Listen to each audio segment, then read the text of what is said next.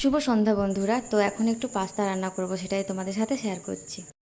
তো তার আগে এটা বলো তো বন্ধুরা, যে তোমাদের পাস্তা খেতে কেমন লাগে? আমার কিন্তু বেশ ভালোই লাগে।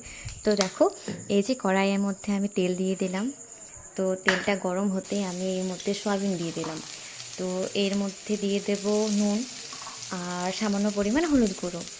তো এগুলো দিয়েই আমি 2-3 মিনিটের জন্য এগুলোকে ভালোভাবে ভেজে নেব।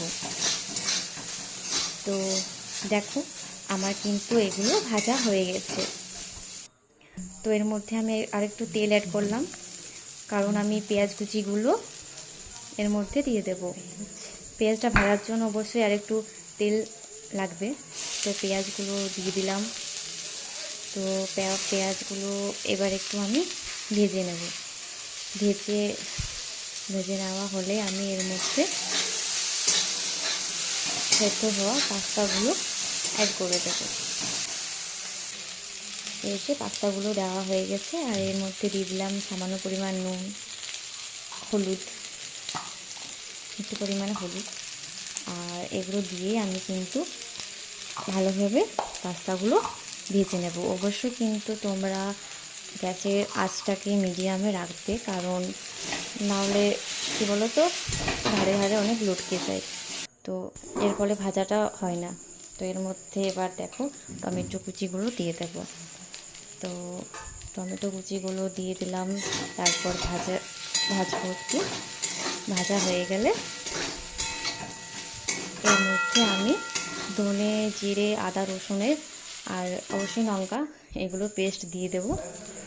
তো এগুলো দিয়ে দেওয়ার পর আমি মশলাটাকে কিন্তু প্রায় 7-8 মিনিট ধরে মিডিয়ামে রেখে কষে নেব।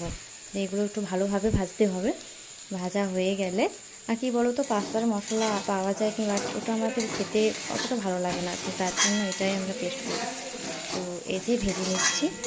ভাজা হয়ে গেলে আর একটু পরিমাণ জল অ্যাড করবো এটার মধ্যে, অনেক শুকনো হয়ে গেছে তার জন্য। তো এই যে দেখো, আবার একটু নেড়ে নিলাম। তো তারপর ভালো করে ভাজবো আর একটু। আর ভাজা হয়ে গেলে এই যে দেখো, এবার